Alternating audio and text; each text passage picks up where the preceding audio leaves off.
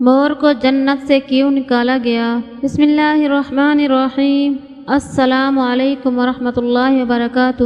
محترم ناظرین، امید کرتی ہوں جہاں بھی ہوں گے خوش ہوں گے، خیر و عافیت سے ہوں گے۔ معزز ناظرین، آج میں مور کا ایک واقعہ بیان کرنے جا رہی ہوں۔ اللہ نے اس کو جنت سے کیوں نکالا تھا۔ مور جتنا اب خوبصورت ہے، اس سے کئی زیادہ جنت میں خوبصورت تھا۔ مور کی خوبصورتی پہ سبھی پرندے فدا تھے، لیکن ان سب خوبیوں کے باوجود مور سے ایسی کون سی خطا ہو گئی تھی جس سے اللہ تبارک تعالیٰ نے مور کو جنت سے نکال دیا۔ اللہ تبارک تعالیٰ نے جب حضرت آدم علیہ السلام اور اماں حوا کو پیدا فرمایا، اس کے بعد ان کو جنت میں بھیج دیا۔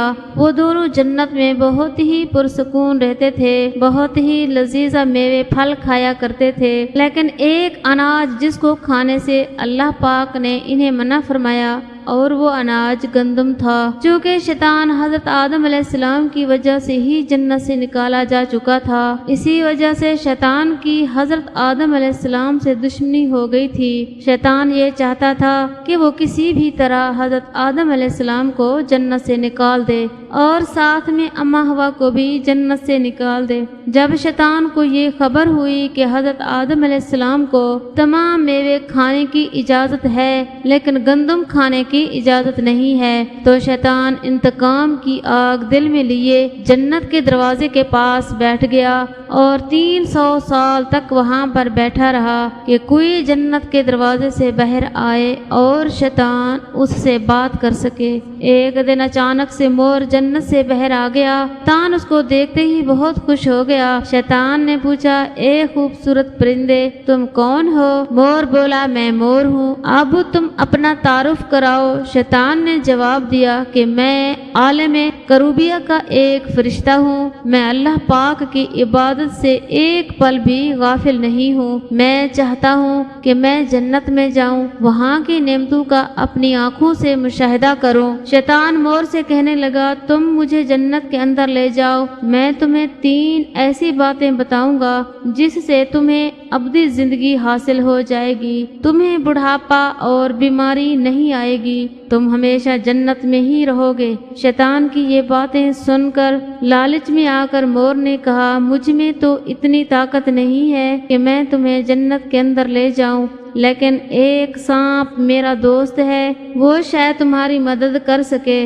یہ کہہ کر مور سانپ کے پاس آیا، اس کو ساری بات بتائی۔ سانپ بھی شیطان کی باتوں سے بہت خوش ہو گیا، پھر شیطان کو اپنے منہ میں چھپا کر جنت میں داخل ہو گیا اور یوں شیطان اپنی چال میں کامیاب ہو گیا۔ جنت کے تمام نگہبانوں کو یہ معلوم تھا کہ شیطان یہ چال چل رہا ہے اور جنت میں داخل ہو چکا ہے۔ فرشتے شیطان کو جنت سے نکالنے لگے، تبھی اللہ پاک کا حکم ہوا، اس کو ابھی تک جنت میں ہی رہنے دیا جائے۔ وہ فرشتے اللہ تبارک تعالیٰ کے حکم سے رک گئے۔ شاید یہ حضرت آدم علیہ السلام کا امتحان تھا۔ شیطان حضرت آدم علیہ السلام کے پاس اور اماں حوا کے پاس جا کر اپنی محبت کا اظہار کرنے لگا۔ وہ دونوں ہی شیطان کو پہچان نہ سکے، کیونکہ ماضی کے مقابلے میں شیطان کی شکل تبدیل ہو چکی تھی۔ شیطان کہنے لگا کہ میں چاہتا ہوں آپ دونوں ہمیشہ جنت میں اسی طرح زندگی گزاریں،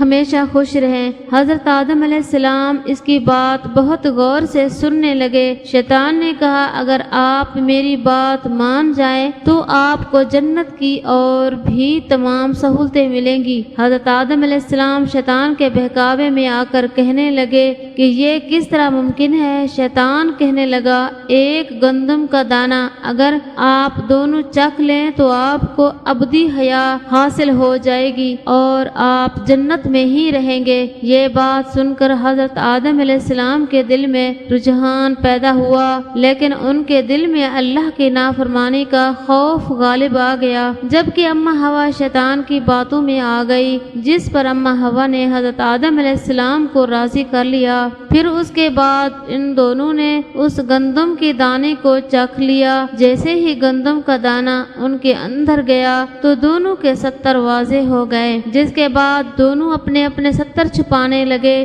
اور خوف خدا سے کانپنے لگے۔ اسی دوران اللہ تبارک تعالیٰ نے فرشتوں کو یہ حکم دیا کہ حضرت آدم علیہ السلام اور اماں حوا دونوں کو زمین پر اتار دو۔ حضرت آدم علیہ السلام کو سری لنکا کے قریب نیچے زمین پہ بھیج دیا، جبکہ اماں حوا کو جدہ کی سرزمین پر اتارا گیا۔ جن خوبصورت پیروں سے چل کر مور شیطان کو جنت کے اندر لے کر آیا تھا، وہی خوبصورت پاؤں اللہ پاک نے مور سے لے لیے۔ سانپ جو اپنے منہ میں شیطان کو چھپا کر لایا تھا، اس کے منہ کی خوبصورتی خوشبو کو چھین کر اس میں زہر ڈال دیا گیا، پھر مور کے ساتھ ساتھ سانپ کو بھی جنت سے نکال دیا گیا۔ اس طرح ایک اور واقعہ، بنی اسرائیل کے لوگ بندر کیوں بن گئے؟ بنی اسرائیل کی وہ قوم جو بندر بن گئی، یہ واقعہ حضرت داؤد علیہ السلام کے عہد میں پیش آیا، جب ایک قبیلے نے قوم بنی اسرائیل سے علیحدہ ہو کر دریا کے کنارے اپنے رہنے کے لیے مکان بنا لیے اور وہیں آباد ہو گئے۔ ان لوگوں نے اکثر کام احکام تورات کے خلاف شروع کر دیے تھے۔ ان میں ایک یہ بھی تھا،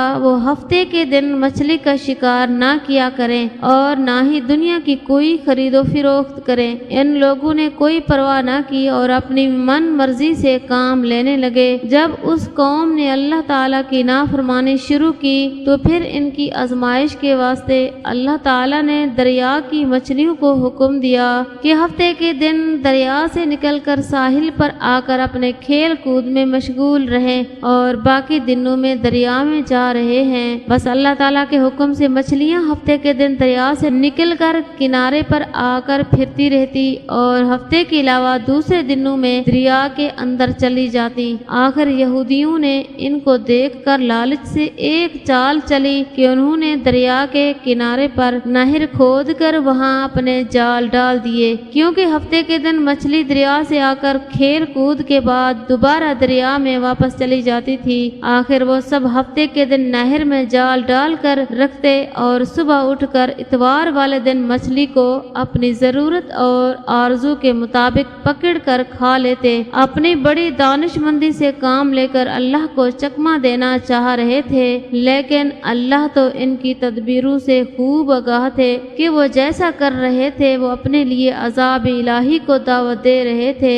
ان لوگوں میں تین فرقے بن گئے۔ ایک تو ان میں وہ لوگ تھے جو شکار کرتے تھے، دوسرے لوگ وہ تھے جو باز آ گئے تھے اور دوسروں کو نافرمانی سے برابر منع کرتے رہے تھے، اور تیسرے وہ تھے جو منع کرنے سے تھک گئے تھے اور منع کرنا چھوڑ دیا تھا۔ تو اللہ کے عذاب کا دن آ پہنچا۔ ایک دن صبح کو اٹھے تو دوسروں کی آواز نہ سنی تو دیوار پر چڑھ کر دیکھا کہ ہر گھر میں بندر ہی بندر نظر آ رہے ہیں، اور ان کی کیفیت یہ تھی کہ وہ آدمی کو پہچان کر اپنے قرابت والوں کے پاؤں پر اپنا سر رکھتے